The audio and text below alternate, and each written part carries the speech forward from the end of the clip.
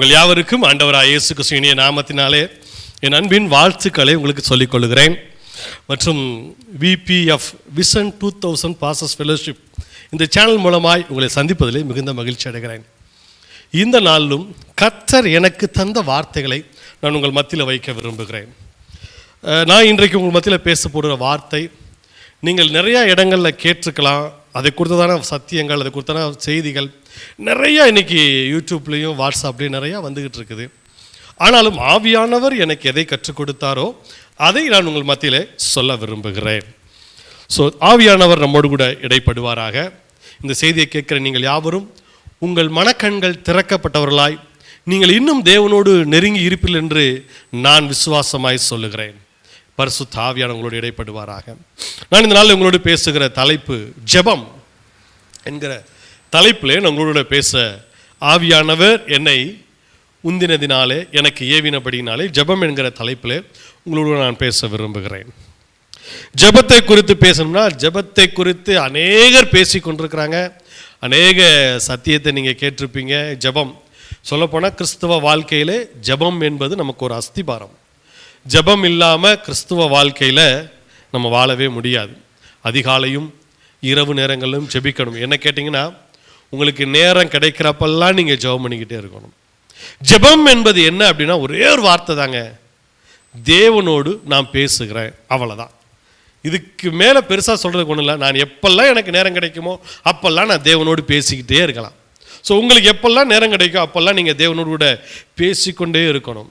இந்த ஜெபத்திற்கு தலைப்பாய் நிறைய பேர் சொல்கிற வசனங்கள் என்னென்னா, மத்தேயின் புஸ்தகம் 26ஆம் அதிகாரத்தில் 40-41 வசனங்களை நீங்கள் வாசித்தீங்கன்னா அங்கே சொல்லுவார் ஆண்டவர் கெத்செமனே தோட்டத்தில் சிலுவைக்கு போகிறதுக்கு முன்னாடி அந்த காட்டி கொடுக்கப்படுற அந்த ராத்திரியில் ஒரு கெத்செமனே தோட்டத்தில் இந்த பாத்திரம் என்னை விட்டு நீங்க கூடுமானால் நீங்கட்டும் என்று சொல்லி ஜெபித்த பொழுது மனம் கசந்து அவருடைய வேர்வை இரத்த துளிகளாய் வரத்தக்கதாய் அவர் ஜெபித்து கொண்டிருந்த பொழுது தன் சீசர்களை பார்த்து சொன்னார். முதல் முறை அவர் போய் ஜெபிச்சுட்டு வரும்போது, ஏன் நீங்கள் நித்திரையாக இருக்கிறீங்க?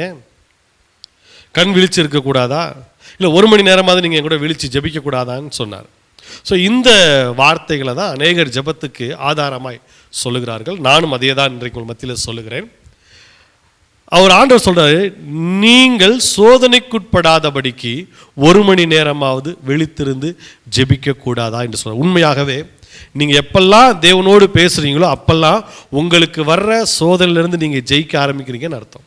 அதைத்தான் ஆண்டவர் அங்கே சொல்கிறாரு, 1 மணி நேரமாவது உனக்கு வர்ற சோதனைக்கு உட்படாதபடிக்கு, நீ அந்த சோதனையை ஜெயிப்பதற்கு, அந்த சோதனையிலேருந்து நீ வெளியே வர்றதுக்கு 1 மணி நேரம் நீ ஜெபிக்கக்கூடாதா? இன்றைக்கு பரிசுத்த ஆவியானவர் உங்களோடு இடைப்பட்டு கொண்டிருக்கிறார். ஆம் பிரியமானவர்களே, இந்த நிகழ்ச்சியை பார்க்குறவங்களோட பரிசுத்த ஆவியானவர் இந்த நாளில் பேசி கொண்டிருக்கிறார்.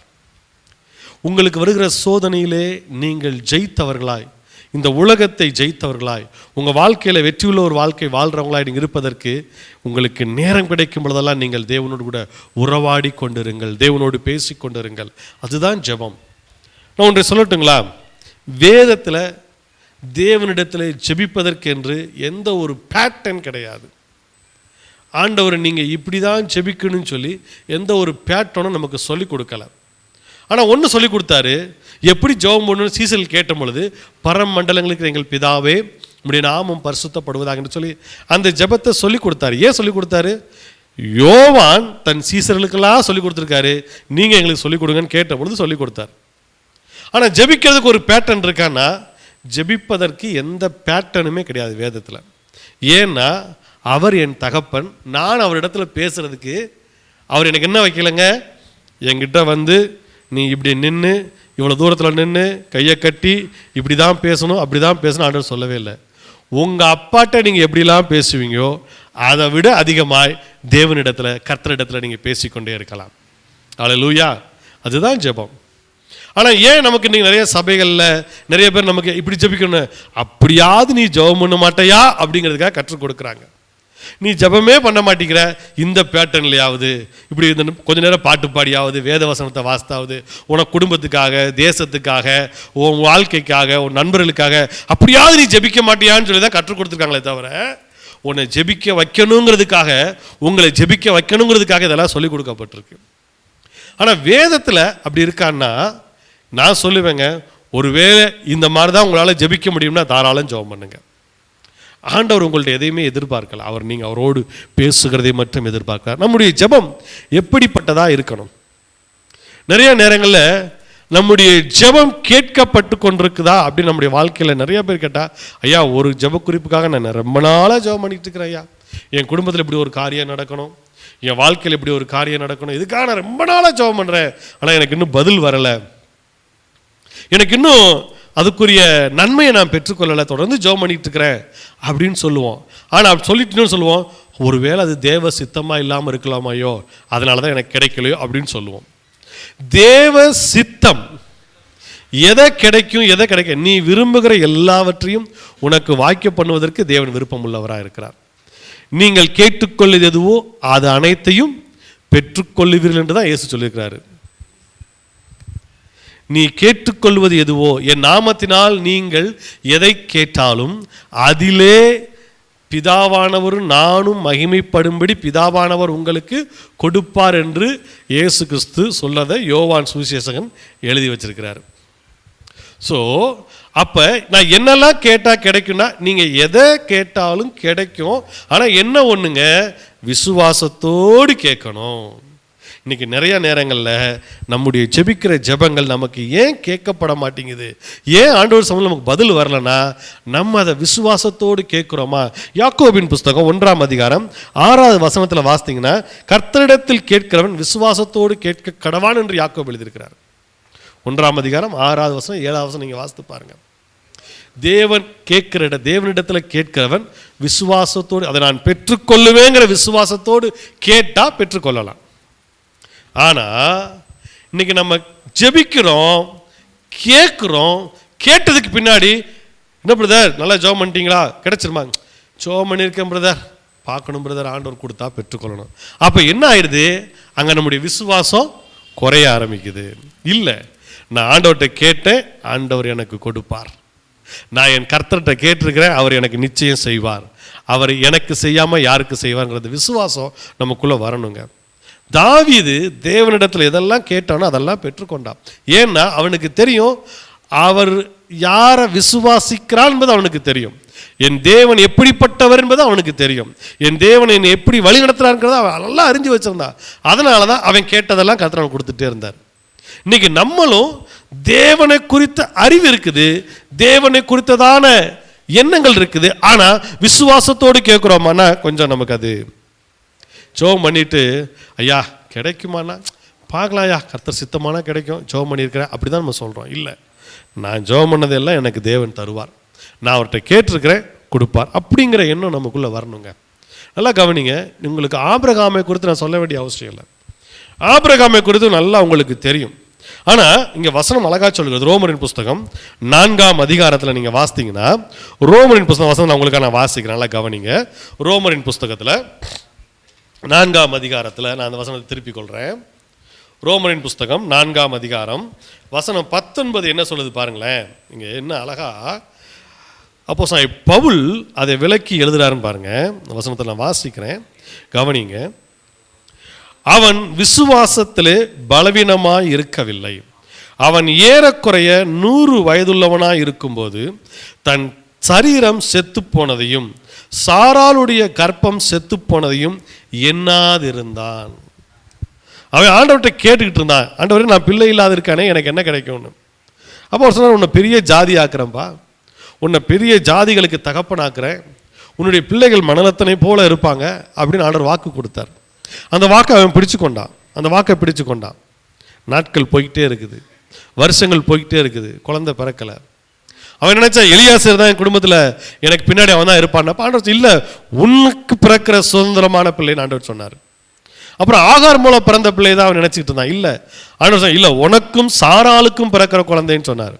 அப்போ அதை அவன் பிடிச்சிக்கிட்டு இருந்தான், உறுதியாக பிடிச்சு கொண்டான். அதுக்கப்புறம் அவன் ஆண்டவர்கிட்ட போய் அவன் வசனம் அழகா பவுல் எழுதுறாங்க, தன் சரீரம் செத்து போனதையும் சாராளுடைய கர்ப்பம் செத்து போனதையும் எண்ணாது இருந்தான்னா என்ன அர்த்தங்க? எனக்கு வயசாகி போயிடுச்சு, 100 வயசாயிருச்சு, சாராளுக்கு ஸ்திரீகளுக்குரிய வழிபாடே கிடையாது, இவெல்லாம் எங்கே குழந்தை பெற்றுக்க போவா அப்படிங்கிற அந்த எண்ணமே அவனுக்குள்ள வரல. ஆண்டவர் சொல்லியிருக்கிறாரு, நான் ஒரு பிள்ளையை பெற்றெடுப்பேன். ஆண்டவர் எனக்கு வாக்கு கொடுத்துருக்கிறாரு, நான் ஒரு பிள்ளையை பெற்றெடுப்பேன். அந்த விசுவாசத்தில் அவன் வல்லவனாக இருந்தான். அவனுக்கு ஆண்டவர் சொன்னதை அவன் பெற்றுக்கொண்டான். இன்னைக்கு நமக்கு எப்படிங்க? நமக்கு நிறைய வாக்குத்தத்தங்கள். நீங்கள் உங்கள் சபைக்கு போகும் பொழுது, நிறைய கூட்டங்கள் பார்க்கும் பொழுது, உங்கள் பாஸ்டர் மூலமாக அநேக வாக்குத்தத்தங்கள் நீங்கள் பெற்றுக்கொண்டிருப்பீங்க. அந்த வாக்குத்தத்தம் எனக்கு கிடைச்சிருக்குது, இதன்படியே கர்த்தர் எனக்கு செய்வார்னா அது 2 நாள் விசுவாசிப்பீங்க. 3ஆவது நாள், ஆமாம் பாஸ்டர் சொன்னார், மாதம் பிறந்த உடனே இந்த ஒரு வாக்குத்தத்தம் கொடுத்தாரு, அப்புறம் அது அப்படி அந்த விசுவாசம் குறைய ஆரம்பிச்சிருது. அப்புறம் எப்படிங்க நம்முடைய ஜெபம் கேட்கப்படுறதா இருக்கும்? எப்படி நமக்கு பதில் வரும்? இல்லை, ஆண்டவர் எனக்கு கொடுத்திருக்கிறாரு, எங்க பாஸ்டர் மூலமா, எங்க ஊழியக்காரர் மூலமா இந்த வாக்குத்தத்தத்தை கர்த்தர் கொடுத்திருக்காரு, இந்த வாக்குத்தத்தின்படியே நான் வாழ்ந்து முடிப்பேன், இந்த வாக்குத்தத்தம் என் வாழ்க்கையில் அப்படியே நிறைவேறும் அப்படிங்கிற விசுவாசம் உங்களுக்குள்ள வளர வளர வளர உங்கள் ஜெபம் கேட்கப்படும். நீங்கள் கேட்பதை எல்லாம் நீங்க பெற்றுக்கொள்றவங்களா இருப்பீங்க. அல்லேலூயா, அல்லேலூயா. நான் சொல்றது புரியுதா உங்களுக்கு? நான் சொல்றது உங்களுக்கு புரிகிறதா? உங்கள் விசுவாசம் வளர. ஆபிரகாமுடைய விசுவாசம் குறைந்து போல. அதனால தான் அவனை பார்த்து ஆண்டவர் சொன்னாரு, விசுவாசத்தின் தகப்பன்ங்கிற பேர் அவனுக்கு கிடைக்கப்பட்டது. அவன் பாருங்க, அந்த வசனம் அழகா இருக்க, தன் சரீரம் செத்து போனதையும் சாராளுடைய கர்ப்பம் செத்து போனதையும் அவன் எண்ணாது. அதை பத்தின சிந்தனையே அவனுக்கு இல்லைங்க. அதை பத்தின எண்ணமே தாட்டே அவனுக்குள்ள வரவே இல்லை. நமக்கு ஒரு பலவீனம் வந்துருச்சு, நமக்கு ஒரு பலவீனம் வந்துருச்சுங்க. டாக்டர் சொல்லிட்டாரு, நீ இப்படி தான் இருக்கணும், இப்படி தான் சாப்பிடணும்னு. பாஸ்டர் சொல்கிறாரு, சபைக்கு போகும்போது உங்கள் பாஸ்டர் சொல்கிறாரு, உனக்கு எந்த வியாதியும் கிடையாது, கர்த்தர் உன்னை சுகமாக்குவார்னா அது கேட்போம். வெளியே வந்துட்டு, ஐயோ நான் மாத்திரை போடாமல் மறந்துட்டேனே, மாத்திரை போடணுமே அப்படிங்கிற தாட் வரும். அப்போ என்ன அர்த்தம்? நம்ம கேட்குறோம், ஆனால் விசுவாசம் என்ன செய்ய மாட்டீங்க, கிரியையில் வர மாட்டேங்குது. இன்னைக்கு ஒரு நாள் மாத்திரை இல்லை அது மாத்திரை போடாட்டி பரவாயில்ல, பாஸ்டர் சொல்லியிருக்கிறாரு, ஆண்டவர் வாக்கு கொடுத்துருக்காரு, நான் சுகமாயிட்டேன், எனக்கு அந்த வியாதி இல்லை அப்படிங்கிற அறிக்கை நமக்குள்ளே வர மாட்டேங்குது. நிறையா நேரங்களில் சில விஷயங்களில் நமக்கு விசுவாசம் என்ன செய்ய மாட்டீங்க. அப்புறம் நம்முடைய ஜெபம் கேட்கப்படணும்னா விசுவாசம் நமக்குள்ளே வளர்கிறதா இருக்கணும். விசுவாசத்தோடு நான் கேட்டதை பெற்றுக்கொள்வேங்கிற அந்த விசுவாசம் நமக்குள்ளே வர வர. நல்லா கவனிங்க, உங்களுக்கு இன்னொரு மனுஷன் உங்களுக்கு காண்பிக்க விரும்புகிறேன். நியாயாதிபதிகள் புஸ்தகத்தில் 16ஆம் அதிகாரத்துக்கு நேராக நீங்கள் திருப்பி கொள்வீங்கன்னா உங்களுக்கு நல்லா தெரியும். நியாயாதிபதிகள் புஸ்தகம் 16ஆம் அதிகாரத்தில் நம்ம சிம்சோனை குறித்து படிக்கிறோம். சிம்சோனுடைய வாழ்க்கையை குறித்து உங்களுக்கு நிறையா தெரியும். அவனுடைய வாழ்க்கை அவன் எப்படி வாழ்ந்தான். ஆனால் அவன் பிறந்தது, தேவன் அவனுக்கு ஒரு பெரிய திட்டத்தை வச்சு அவன் வாழ்க்கையில் இப்படி தான் இருக்கணும், இப்படி தான் வளரணும்னு சொல்லி அவன் பிறந்தவன். அது மட்டும் இல்லை, அவன் இஸ்ரவேலை நியாயம் தீர்க்கும்படி தான் ஆண்டவர் அவனை இஸ்ரவேல் தேசத்துக்கு அனுப்பி வைத்தார். அவன் தவறுகள் செய்து தேவனுக்கு விரோதமான காரியங்கள் செய்து விழுந்து போய் பெலிஸ்தர் அவனை பிடிச்சிட்டு போய் கைது பண்ணி வச்சுட்டாங்க, அவனை மொட்டை அடிச்சிட்டாங்க. ஆனால் அங்கே பாருங்க, அங்கே வசனம் சொல்லுது, அவன் ஒரே ஒரு வார்த்தை தான் ஜெபம் பண்ணியிருக்கிறான். பெருசாலாம் ஜெபம் பண்ணல, ரொம்ப பெருசாலாம் ஜெபம் பண்ணல. அவனை கடைசியாக பிடிச்சி கொண்டு வந்து அவனை கேளிக்கை, அதாவது அவனை வச்சு வித்தை காட்டி அவனை வச்சு கேலி பண்ணி எல்லாரும் சிரித்து எல்லாரும் முன்னாடியும் இப்படி ஒரு பலசாலியாக இருந்தவே இப்போ எங்களுக்கு அடிமையாக இருக்கிறாங்கிறத காண்பிக்க நினச்சி அவனை கொண்டு வந்து எல்லாருக்கும் முன்னாடி நிப்பாட்டினாங்க. ஒரு பெரிய மண்டபத்தில் 2 தூண் மத்தியில் அவனை கட்டி வச்சாங்க. அப்போ அவன் சொன்ன வார்த்தை பாருங்க, அந்த நியாயாதிபதி புஸ்தகம் 16ஆம் அதிகாரத்தில் வசனம் 28வது வசனம். அவனை கொண்டு வந்து அவனை கேலி வித்தை காட்டும்படிக்கு கொண்டு வந்து கட்டி வச்சுட்டாங்க. அப்பொழுது சிம்சோன் கர்த்தரை நோக்கி கூப்பிட்டு, கர்த்தராகிய ஆண்டவரே, நான் என் 2 கண்களுக்காக ஒரு தீர்வாய் பெலிஸ்தர் கையிலே பழி வாங்கும்படிக்கு இந்த ஒரு விசை மாத்திரம் என்னை நினைத்தருளும், தேவனே பலப்படுத்தும் என்று சொன்னார். பெருசாலாம் ஜெபிக்கலைங்க, முழங்கால் போட்டு அதாவது சொல்ல பெருசாக ரொம்ப நேரம் ஜெபம் பண்ணல. ஒரே ஒரு விசுவாசம், என் ஜெபத்தை கர்த்தர் கேட்பார். கர்த்தரை கூப்பிட்டா என்னை நினைத்தரலும்னா கர்த்தருடைய பலன் அவனுக்கு இறங்கிச்சு. அந்த மண்டபத்தை பூரா இடிச்சு போட்டான், அவனும் செத்து போனான் எல்லாரும். ஏன்னா அவனே சொல்லிட்டான், கீழே அடுத்த வசனம், என்னோடு கூட இவர்களும் மடிந்து போகட்டும் சொல்லிட்டான். அதனால அவனும் செத்து போயிட்டான். இதில் நான் சொல்ல வர காரியம் என்னவென்றால் விசுவாசம். அவன் தேவனை நோக்கி பல நாளா கெஞ்சினானா, பல நாளா கூப்பிட்டானாங்கிறத விட அந்த நேரத்தில் தேவனே என்னை நினைத்தருளும் விசுவாசத்தோடு கேட்டான், கர்த்தர் அவனை பலப்படுத்தினார். பலன் இறங்கிச்சு, பெலிஸ்தரை பூரா கொண்டு போட்டான். இன்னைக்கு நம்முடைய ஜெபம் எப்படி? நம்மள மணிக்கணக்கா ஜெபிக்கிறோம். மணிக்கணக்கா ஜெபிப்பது நல்லது.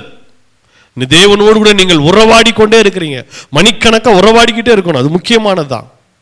ஆனா நம்முடைய ஜெபம் கேட்பதற்கு விசுவாசத்தோடு ஒரு வார்த்தையில நீங்க ஜெபம் பண்ணா ஆண்டவர் செய்ய வல்லவரா இருக்கார். விசுவாசத்தோடு ஒரு வார்த்தை. எசேக்கியா ராஜாவை எடுத்துக்கோங்க. எசேக்கியா ராஜா வியாதியா படுத்திருந்தான். ஏசாயா தீர்க்கதரிசி போறாரு, எப்பா உன் மரண நாள் நெருங்கிருச்சு, நீ செய்ய வேண்டிய காரியத்தெல்லாம் செஞ்சிரு அப்படின்னு சொல்லி எசேக்கியா ராஜா கிட்ட ஏசாயா தீர்க்கதரிசனமா சொல்றாரு. சொல்லிட்டு அவர் கிளம்பி போறாரு. அப்ப எசேக்கியா ராஜா சுவர் பக்கமா திரும்பி அவன் அழுகிறான். ஆண்டவரே, நான் உமக்கு எவ்வளவு உண்மை உள்ளவனா, எவ்வளவு காரியங்கள் செஞ்சேன், என்னை நினைத்தருளுங்கன்னு மட்டும் சொன்னான். பெருசாலாம் ஜெபிக்கல. பெருசால ஆண்டவரே எனக்கு வருஷத்தை கூட்டி கொடுங்கலாம் கேட்கல. அவன் அப்படி கேட்கல, என்னை நினைத்தருளுங்கன்னு கேட்டா 15 வருஷத்தை அவனுக்கு கர்த்தர் கூட்டி கொடுத்தார். அது மட்டும் இல்ல, ஏசாயிட்ட போயிட்டு இருக்கும்போதே அவன் முற்றத்துக்கு வாசல்களை போறதுக்கு முன்னாடியே ஏசாயை கூப்பிட்டு, நீ போய் அவன்கிட்ட சொல்லு, என் தாசன்கிட்ட போய் சொல்லு, அவன் விண்ணப்பத்தை நான் கேட்டேன், அவன் கண்ணீரை கண்டேன்னு சொல்றாரு. அவன் ஜெபத்தை நான் கேட்டேன். என்னங்க ஜெபம் பண்ணா? விசுவாசத்தோடு ஒன்னே ஒன்று சொன்னா, ஆண்டவரே என்னை நினைத்தருளும். இன்னைக்கு நம்முடைய ஜெபங்கள் எப்படி இருக்கு? நிறைய ஜெபிக்கிறோம், நிறைய காரியங்கள் சொல்றோம். ஆனா விசுவாசத்தோடு நீங்க ஒரு வார்த்தை சொன்னா போதும், விசுவாசத்தோடு நீங்க பேசினா போதும், கர்த்தர் பதில் கொடுக்க ரெடியா இருக்கிறார். இயேசு கிறிஸ்துவும் நிறைய இடங்கள்ல ஜெபம் பண்ணார். ஆனா அவர் ஜெபிச்சதெல்லாம் ஒரே ஒரு வார்த்தை. என்ன தெரியுங்களா? பிதாவே, இவர்கள் கண்களுக்கு முன்பதாக என்னை மகிமைப்படுத்தும்படி, பிதாவே இவர்களுக்கு முன்பதாக நான் உம்முடைய குமாரன் என்பதை நிரூபிக்கும்படி. அவ்வளவுதாங்க. அப்படி சொல்லிதான் சில விஷயங்கள். லாசரு எழுப்பும் பொழுது அப்படிதான் சொன்னார். அந்த அப்பங்களை 1000-5000 பேர் கொடுக்கும் பொழுது என்ன சொன்னார்? ஸ்தோத்திரம் பண்ணி பிதாவை பார்த்து வாங்கினாரு, ஸ்தோத்திரம் பண்ணாரு, பிட்டு கொடுங்கன்னு சொன்னார். அவ்வளவுதான். நம்முடைய ஜெபமும் இன்னைக்கு அப்படிதான் இருக்கணும். தேவன் நம்மகிட்ட தான் விரும்புகிறார். நம்முடைய ஜெபம் இன்னைக்கு எப்படி போயிட்டு இருக்குது? ஆனா நான் சொல்லட்டுங்களா, ஒண்ணு சொல்றேன், உங்களுடைய ஜெபம் அந்தரங்கத்திலே அதிகமா இருக்கட்டும். தேவன் அந்தரங்கத்திலே பார்க்கிற ஜெபத்தை அதிகமாய் விரும்புகிறார். அந்தரங்கத்திலே உங்கள் ஜெபம் அதிக நேரம் இருக்கட்டுங்க. உங்க தனிப்பட்ட ஜெபம் மணிக்கணக்கா நீங்க ஜெபம் பண்ணுங்க. உங்க தனிப்பட்ட ஜெபத்துல நீங்க 2 மணி நேரமோ 3 மணி நேரமோ 5 மணி நேரமோ ஜெபம் பண்ணுங்க. ஆனா வெளியில வந்து மற்ற இடங்கள்ல நீங்கள் ஜெபிக்கும் பொழுது ஒரே ஒரு வார்த்தை விசுவாசத்தோடு அறிக்கையிடத்தக்கதாய் விசுவாசத்தோடு நீங்க ஜெபிங்க. உடனே கர்த்தர் அதை பார்க்கிறவராய் இருக்கிறார், உடனே உங்களுக்கு பதில் கொடுக்கிறவராய் இருக்கிறார். நான் ஒரு முறை வாட்ஸ்அப்ல ஒரு செய்தி படித்தேன். இது வந்து பல ஆண்டுகளுக்கு முன்பதாக வாட்ஸ்அப்ல வந்த ஒரு செய்தி. ஒரு ஊழியக்கார் போட்டிருந்தாரு, நம்முடைய ஜெபம் இந்த கூரையை தாண்டுமா, நம்முடைய ஜெபம் இந்த கூரையை தாண்டுமான்னு கேட்டிருந்தார். அப்போ நான் எனக்குள்ள யோசித்தேன், ஆண்டவர் என்னுடைய ஜெபம் இந்த கூரையை தாண்டுமா? நான் அப்படி எனக்குள்ள கேட்கும் பொழுது ஆவியானவர் என் கூட பேசினாரு, இந்த ஜெபம் ஏண்டா கூரையை தாண்டணும்? ஜெபத்தை கேட்கிற நான் உனக்குள்ள இருக்கிறேன், உன் ஜெபம் என் கூரையை தாண்டி போகணும்னு கேட்டார் ஆண்டவர். உண்மையா சொல்றேங்க, நான் ஜெபிக்கிறதை கேட்கிறவர் என் கூட இருக்கிறாரு. இன்னும் வசனம் சொல்லுது, நான் பலவீனப்படும் பொழுது, எனக்கு ஜெபிக்க தெரியாத பொழுது என்னோடு கூட இணைந்து பரிசுத்த ஆவியானவர் வாக்கு கடங்கா பெருமூச்சுகளோடு என்னோடு இணைந்து ஜெபிக்கிறவரா இருக்கிறார். அப்ப என் ஜெபத்தை கேட்கிறவர் என் கூடவே இருக்கிறாரு, எனக்குள்ளவே இருக்கும் பொழுது என்னுடைய ஜெபம் ஏன் இந்த கூரையை தாண்டணுங்கிற அவசியம் இல்லை. என் ஜெபத்தை கேட்கிறவர் என் கூட இருக்கிற விசுவாசம் எனக்குள்ள இருந்தா போதும். உங்களுக்குள்ளும் அந்த விசுவாசம் இருந்தா போதும்.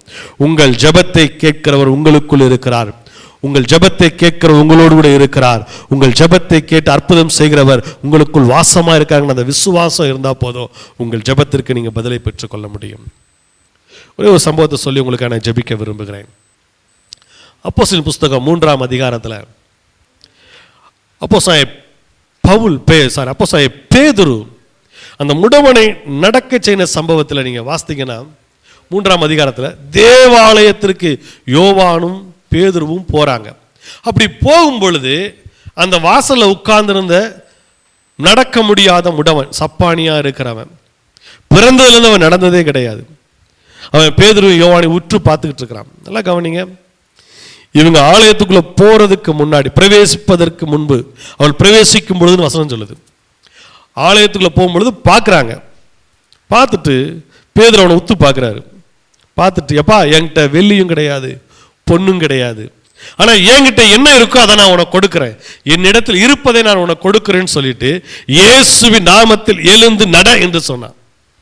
அந்த செகண்ட், ஒரு செகண்ட்ல அவன் எழுந்து நடந்துட்டான். கர்த்தர் அற்புதத்தை செய்து முடித்தார். காரணம் என்னங்க? பேதுரு, யோவான் இவங்களாம் பரிசுத்தர் அபிஷேகத்தை பெற்று மணிக்கணக்காக ஜெபித்து கொண்டு வெளியே வந்திருந்தாங்க. மீண்டும் ஜெபிக்கிறதுக்கு தான் போறாங்க ஆலயத்திற்கு. அந்த 3ஆம் மணி வேளையில ஜெபிக்கிறதுக்கு ஆலயத்துக்கு போறாங்க. போகிற போது அவனை பார்த்து அவன் மேல கையை வச்சு அப்படி நட, இப்படி நட, இப்படி அது எதுவுமே சொல்லலை. ஏன்னா பேதுருக்குள்ள ஒரு விசுவாசம் இருந்துச்சு. இந்த உலகத்தை ஜெயித்தவர், எனக்காய் ஜீவனை கொடுத்தவர், எனக்காய் சிலுவையிலே மரித்தனை மீட்டெடுத்தவர், எனக்காய் அவருடைய கடைசி சொட்டு ரத்தத்தையும் சிந்தினவர் என் கூட இருக்கார். அவர் சொல்லிட்டு போயிருக்காரு, உலகத்தின் முடிவு புரிந்து நான் உங்களோட இருக்கேன்னு சொல்லிட்டு போயிருக்காரு. அந்த விசுவாசம் எனக்குள்ள இருக்கு. அவர் சொன்னது போல பரிசுத்த ஆவியானவர் எனக்குள்ள இருக்காருங்கிற அந்த விசுவாசம் இருந்துச்சுங்க. ஒரே ஒரு வார்த்தை தான், இயேசுவின் நாமத்தில் எழுந்து நடன்னா எந்திரிச்சு நடந்துட்டான். உங்களுக்குள்ளும் அந்த விசுவாசம் இருக்குமானால் நீங்க ஜெபிக்கிற ஜெபத்திற்கு பதிலை பெற்றுக்கொள்ள முடியும். நீங்க மணிக்கணக்கா ஜெபிங்க, அந்தரங்கத்தில் மணிக்கணக்கா ஜெபிங்க, தனிமையில் தேவனோடு உறவாடுங்க. வெளியில வரும் பொழுது, நீங்க வெளியில வந்து நிற்கும் பொழுது ஒரு வார்த்தை சொல்லுங்க, உங்கள் ஜெபத்துக்கு கர்த்தர் பதில் கொடுக்கிறவராக இருக்கிறாருங்க. பிரைஸ் காட், ஹல்லேலூயா. ஆவியானவர் உங்களுக்குள் வாசமாக இருக்கிறார். உங்களுக்காக இயேசு ஜீவனை கொடுத்து உங்களை மீட்டெடுத்திருக்கிறார். அவர் சொன்ன வார்த்தை, இதோ உலகத்தின் முடிவு பரிந்தும் சகல நாளும் நான் உன்னோடு கூட இருக்கிறேன் என்று சொன்னவர் வாக்கு மாறாதவராக இருக்கிறாருங்க. அவர் உங்களோடு கூட இருக்கார். விசுவாசத்தோடு ஜெபிங்க, ஜெபத்திற்கு பதிலை பெற்றுக்கொள்ளுவீங்க. கண்களை மூடி ஜெபிக்கலாமா? பரிசுத்தமுள்ள நல்ல பிதாவே, நாங்கள் உம்மை துதிக்கிறோம், உமக்கு நன்றி செலுத்துகிறோம். அப்பா, இந்த வார்த்தைக்காய் உமக்கு நன்றி. அப்பா, இப்பொழுதும் என்னோடு இணைந்து இதை கேட்டுக்கொண்டிருக்கிற ஒவ்வொருவரையும் ஆசீர்வதிங்க ஆண்டவரே. அவருடைய வாழ்க்கையில் அப்பா விசுவாசம் வளரத்தக்கதாய், விசுவாசத்தோடும் இடத்தில் கேட்கிற எல்லாவற்றுக்கும் ஆண்டவரே நீர் பதில் கொடுக்கிறவராய் இருக்கிற ஆண்டவரே, இன்றைக்கு உடைய மனக்கண்களை திறந்திருங்க ஆண்டவரே. உடைய வாழ்க்கை இன்றைக்கு உம்முடைய வெளிச்சத்தை காண்பார்களாக என்று இயேசுவின் நாமத்தில் டிக்ளேர் பண்றேன். உம்முடைய ஆளுகைக்குள் ஒப்பு கொடுக்கிறேன் ஆண்டவரே, பொறுப்பெடுத்துக் கொள்ளுங்க. என்னோடு கூட இணைந்து பார்க்கிற ஒவ்வொருவரையும் பிதா, குமாரன், பரிசுத்தாவின் நாமத்தில் ஆசீர்வதிக்கிறேன். அவருடைய குடும்பங்கள் செழிப்பதாக என்று இயேசுவின் நாமத்தில் டிக்ளேர் பண்றேன். உம்முடைய ஆளுகைக்குள் ஒப்பு கொடுக்கிறேன், பொறுப்பெடுத்துக் கொள்ளும். துதிகன மகிமையாவும் உமக்கு இயேசுவின் நாமத்தில் பிதாவே. Praise the Lord, praise the Lord. God bless you.